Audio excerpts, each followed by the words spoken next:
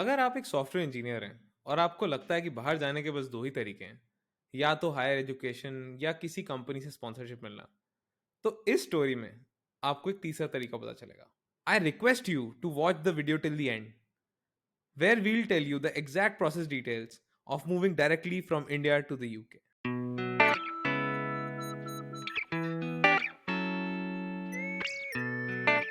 Welcome to the Tech Voyager. Tech Voyager में आपका स्वागत है, an interview series where we bring success stories of people who moved from India to the West.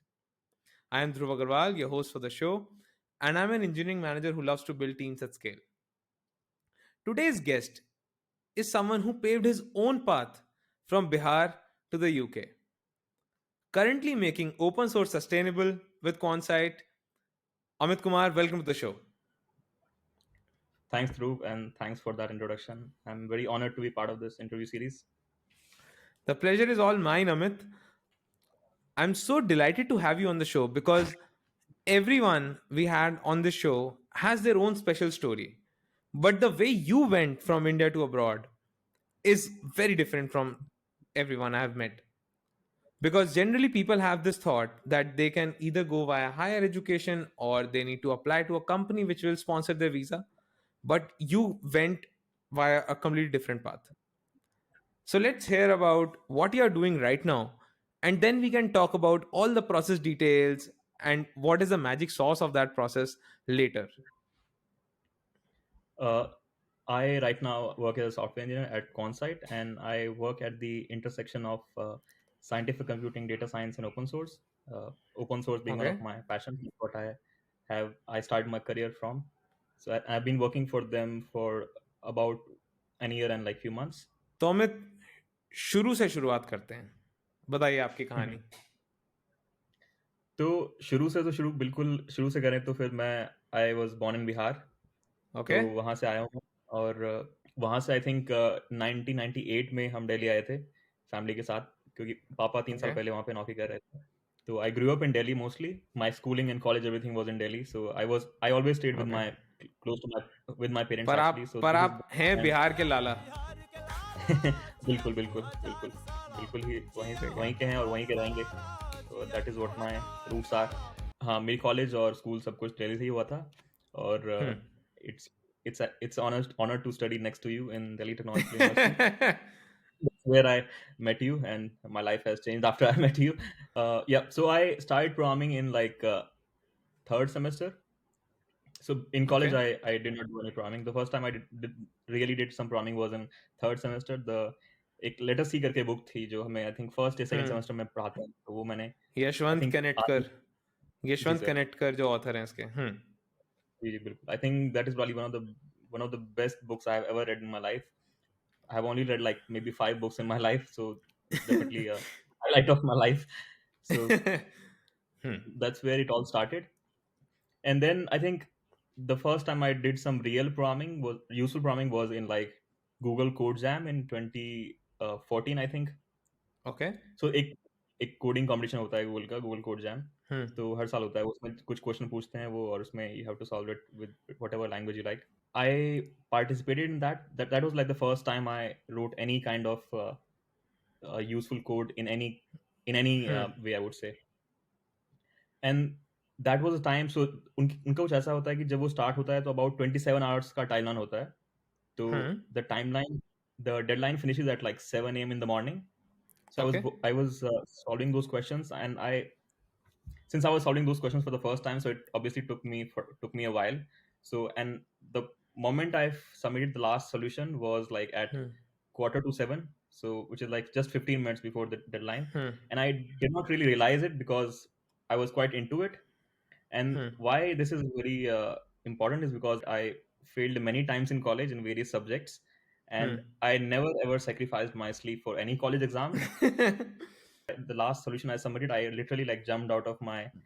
It was like a feeling of a huge accomplishment. Although the questions were not very difficult, if you look at, I mean, people who code, they In can retrospect. do that. In retrospect, they were not very difficult, but for me, that was like a life-changing experience. That day, I really realized what I wanted to do, and I realized this is something I'll be doing for the rest of my life. So that's where it all Beautiful. started. The second most beautiful thing that has happened to me is open source. And it was like in, I think, the end towards the end of 2014, then that I realized something called a SymPy. SymPy is a Okay. mathematics library for symbolic computation. So I started Hmm. contributing to SymPy, and I realized that SymPy is also an organization for Google Summer of Code. Hmm. It's a program by Google where they sponsor students to work on an open source project for 3 months. So I applied to it. Unfortunately, SymPy did not got selected for Google Summer of Code, but I Hmm. somehow got into GSOC because SymPy was inside Python Software Foundation as well. So Okay. that's where I would say my first useful project came in uh, Hmm. from GSOC. And I think GSOC was an incredible experience. Even to till this date, I would say I can say like I owe my life to GSOC. And that's when it started. And then after the college, I had the chance to work for Zomato, which recently went Okay. public. And I Hmm. worked there for about a year. And it was also like one of the I was really fortunate to have a really great team and really great manager Hmm. where I got some really honest feedback so that I can Hmm. improve myself as an engineer and also as a person. And Great. also I learned a lot in that internship because that was the first time I was working something not open source, something commercial. The experience in Zomato was very useful, and I learned really a lot in like 1 year. And then by the end of that year of 2017, I went to like a conference called PyCon UK. Okay. So this is my transition from like This how I went this from escalated too fast. uh, so that is when I met someone in the conference, and he later in the year suggested that you should join my startup in London. But Okay. that was only like 3 months into Zomato. I was quite happy with my job, so Hmm. I did not went took that offer. But after some Hmm. time, like about 8 9 months, when I was almost close to 1 year at Zomato, then things changed, and I took that opportunity and applied for this visa called as Tier One visa. It's called an Hmm. exceptional talent visa by the UK government, and I fortunately got that visa. And Hmm. then I came to London, and after coming to London, I worked for a lot of companies. So initially, I worked for a company called PowerVault, a startup based in central London, Hmm. and then I worked for a company called Telegraph. So Okay. one huge change I saw in like work from, I would say, the work culture from India to UK. I mean, this is obviously based on my very short experience I had in India Hmm. in Gurgaon. So as a fresher, so in Zomato, things were like very fast moving, although they were like a big company Hmm. back then as well. But the feel was still like a startup, like Right. move fast, break things, like Right. working And quietly. And also since you at, Mhm. at those in those times, Zomato also used to have that six day work week, and now they have Yeah, a 5 day work. So they were really in a very startup kind of momentum. yeah, I think this was one of the most painful part. And the irony is like they also give 6 months paternity leave as well. So quite Hmm. interesting. The change I saw was like saw like as I said. So the fast moving to like kind of a very slow moving startup was fine, but there was not much work. That's why I left that and went to Telegraph. But it Hmm. was I would say very slow paced compared to what I was used to. Initially, I took a month to like relax, and then I realized it's gonna be like this for a long time because like for example, it was like kind of things you would do in like a couple of days in India. That was like for the whole week or sprint. So then I thought I should probably do something else, and then I started looking for other Hmm. opportunities. And then one thing that came to my I would say picture is like doing contracting. Okay. So What contracting is is it? basically it's basically like working for a company without any kind of without being on the payroll, in terms Okay. of like for example you won't get the company benefits, but it's like a short term worker companies hire, like short term specialized worker the companies hire. Hmm. And it was good because I think when they hire like specialized worker for something, then it's usually they let them work on something important and useful. And also it's Hmm. fast moving. One of the major things was because I was, as I said, I was Right. used to fast moving and it was slow moving. So then I started contracting there, and I And since Amit, then I have been. since it is a very short term and a specialized work, So I'm guessing the pay must also be a bit higher than what the usual software engineering jobs pay. Yes, the pay was definitely higher. I would say at least one and a half times of what Hmm. of an average guy would earn. At least I would say that much. Obviously, you don't Right. get the holidays and all, so it's a Hmm. but you get compensated for that because get paid a lot. And since then, I have been contracting, and the time I found Quansight last year. So the reason, as I said, I was contracting is because I wanted to work on different things and also fast moving. So Hmm. Quansight was like the mix of both. It was doing open source and also consulting. So open source is something I love a lot, and I wanted to Hmm. work on different things. So it was like the best of everything I wanted. So that's why I have been working for Quansight for a year and like for about 3 4 months. So Amazing journey, and I loved all parts of it. So Amit, I'll just move forward and ask you about London a bit more. So we talk mhm, about two things these days: work-life balance. So let's cover both of mhm. them. You brushed some of the things for work life. I want you to cover both work and life, and how are Mhm. they different, and what is your experience about the work life in London? I would say it was very good, and also like when I say very good, you have to compare with like some. I was coming from Zomato as a fresher Hmm. and as a like very less experience in India, so uh, it might be biased towards my experience. So I think it was Hmm. pretty good. Like in terms of like activities to do, there was like plenty of things you could do. Like for example, if you want to be in tech, like every day there will be like at least 5 meetups you can go pretty much every day. I Wow. used to sometimes go to some even random meetups I don't care about. Like for example, I don't write Ruby. I even went to a Ruby meetup, DevOps meetup, just to get the Hmm. perspective of what people think on the other side of the uh, Hmm. horizon. So I think that was quite nice. And in terms of like fun activities, there are like a lot of things you can do. Uh, London being, I would say, I consider this city as like kind of a center of the world. Hmm. The reason for that, it's so good for travel. Like Europe is like the back of your hand, and you can Hmm. go to US as well. Just have to cross the Atlantic. Africa is also Hmm. close, and Norwegian countries are also very close, and India is also not too far Hmm. compared to living in the US. So I think that was like one of the biggest uh, one of the best things about being living here. And also like being, as I said, London being the center of a lot of things, it has plenty of events happening. So like one of the Hmm. most memorable things, I would say, like Cricket World Cup recently which happened here. I was very Okay. fortunate to be part of the Cricket World Cup final, and the only reason I was able to part of it because I volunteered for it. And Hmm. there are much more things. Like for example, I was also part of a theater group as well. Like I performed in like Chicago. Chicago, as in like it's a musical. It's a called Cell Block Tango. I played plenty of cricket in here.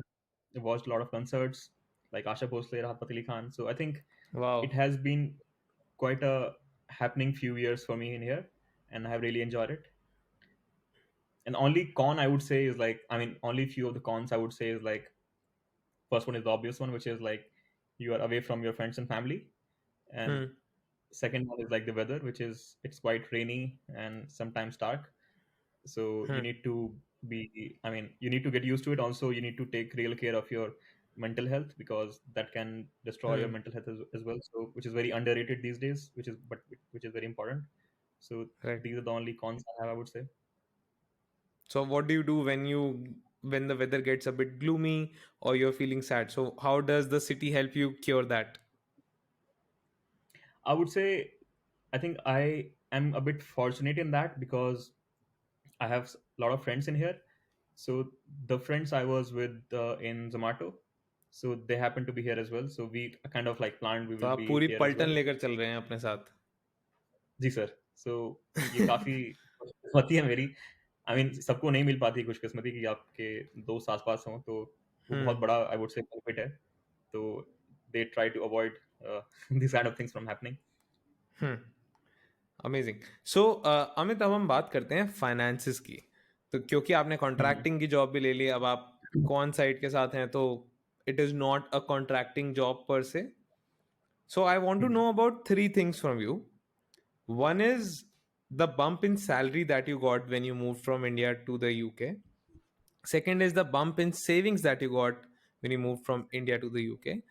And some details around taxation, because you have been there for some time and you know how the taxes work as an employee, and also how taxes work when you are working as a contractor.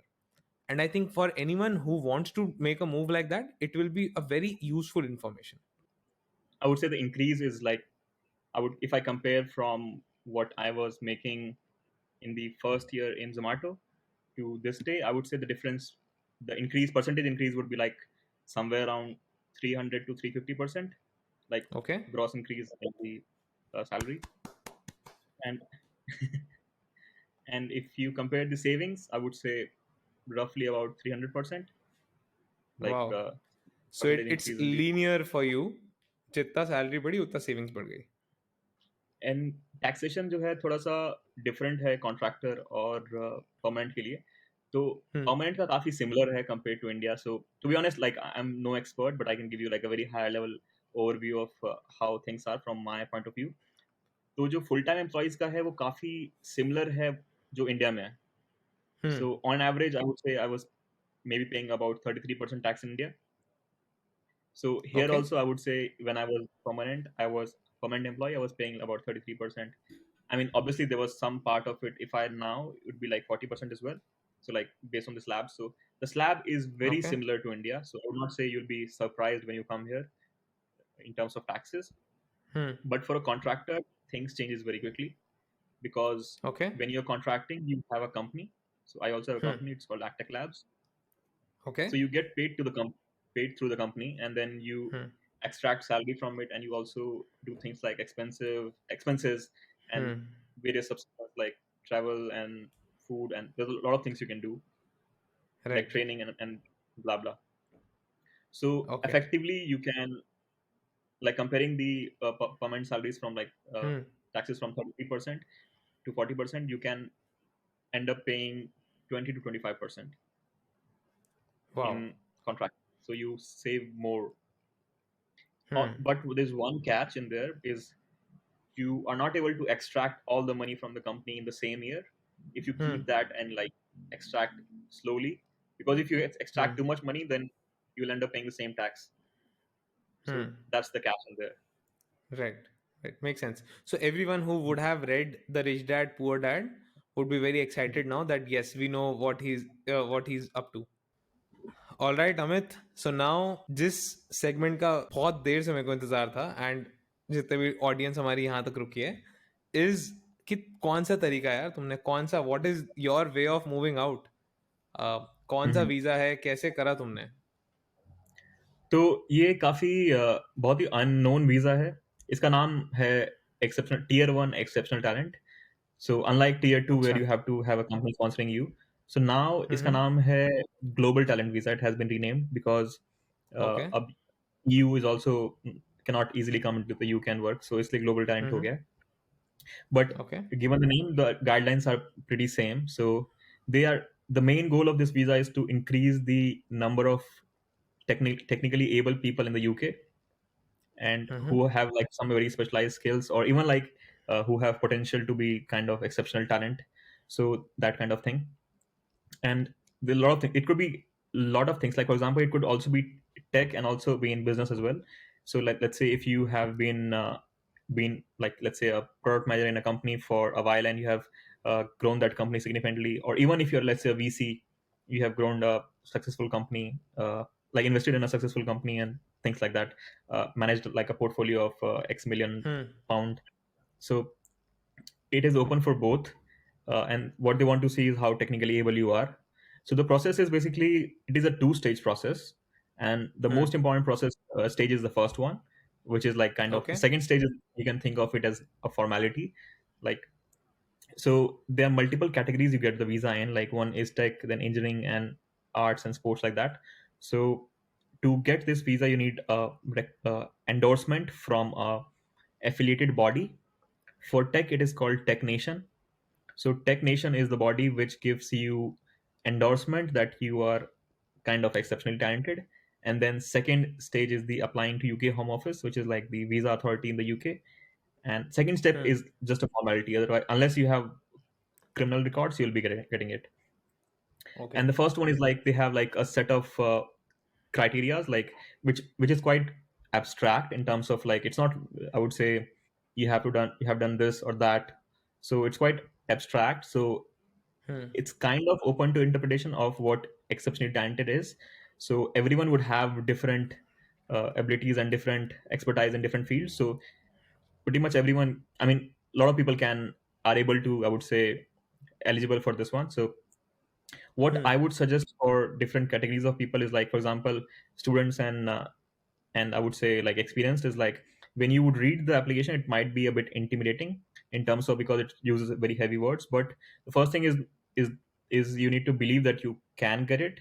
And Hmm. also one most important thing is like even though at this point you might not have what it takes to get this visa at this point, but Hmm. it is possible to do things to increase your chances. And let's say if you apply in like 6 months or Hmm. like 1 year.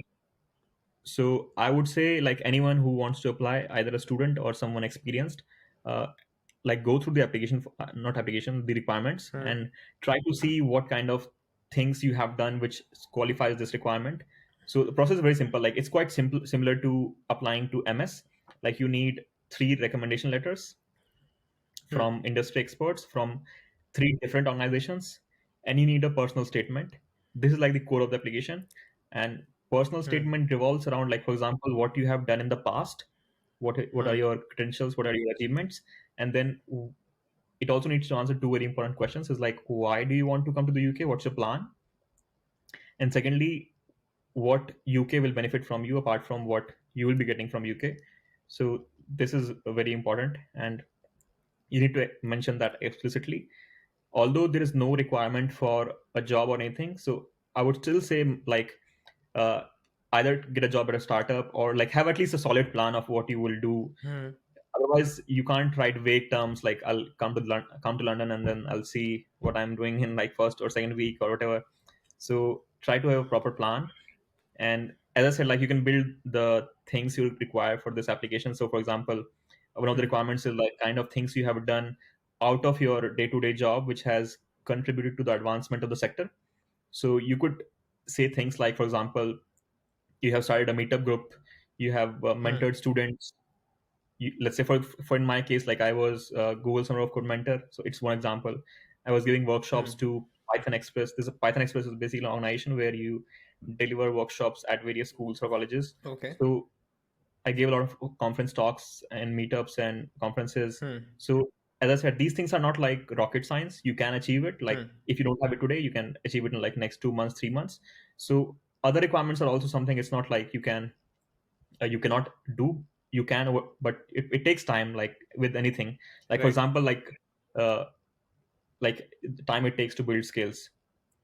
Hmm. And one more thing I would like to add to it is like when you are someone very experienced, so how you start about applying is like I would suggest to like draw a timeline of your career. Hmm. So if you are very early in your career, like a student or first year, so your career is not that big to be confused, like because but if you're experienced, let's say maybe 5-10 years, then you have plenty of Hmm. things in your career. So you need to draw a timeline of what you have done and point out the like the most significant things, and try to find out like the most influential people or like most important people you have worked with, like who are Hmm. like kind of industry experts. So like in my case, one of the recommendation letter came from a scientist in Los Alamos National Laboratory in the US. Wow. He's a very famous guy, and Hmm. his letter was really good. And I think it was one of the biggest reasons I got it. So try to Hmm. find those people and then try approaching them. And it takes a while, like applying to a MS application. So it takes a while. So give yourself enough time and get started early Hmm. in terms of like reading the application, reading the requirements, and trying to like backfill what you need to get into it. So that would be my piece of advice for how to get this visa. Thank you so much, Amit. I have a follow up question on this. So, you mentioned that get a job in a startup somewhere. Hmm. So isn't that a vicious cycle, because startups will might not entertain people because they don't have the visa, or they are not sponsoring the visa for the people. So how should one approach it? Is it just because of the network that you got it in your case, or how should one approach? That's a very good question. So, in the case of the UK, as I said, it's not mandatory, but it's like it would be good to have like a proper Good to plan. have. Okay. So, so what you can do is like, for example, there are like plenty of startups in London. Like London Hmm. has a huge tech scene in here in terms of startups. So there are like plenty of Hmm. startups, especially these days, who are also hiring remote. Okay. So even if you manage to get like a remote job, which is relatively easy, and they would be happy to hire someone like with decent, good skills, like decent or good skills. Hmm. It depends on what kind of startup it is. And even if you are like kind of remotely hired, it gives like a strong point in like they are like a good startup and I'm passionate about them. And when I'll come there, Hmm. I'll work for them. So why they would even love it. Like startup would love it. Like if you're applying, they would even like happily write a recommendation letter if you apply. Wow. So it's like a And win-win that will situation for have everybody. a, yeah, that will have a better effect on your application. Yeah, and I would say it's a low-hanging fruit because like there are plenty of Hmm. startups, especially after the pandemic, who are hiring remotely. Great. Thank you for your valuable advices and the secret sauce of moving directly from India to the UK. It was a pleasure Mhm. talking to you, Amit. Thank you so much for your time. Thanks, Dhruv. It's pleasure is all mine.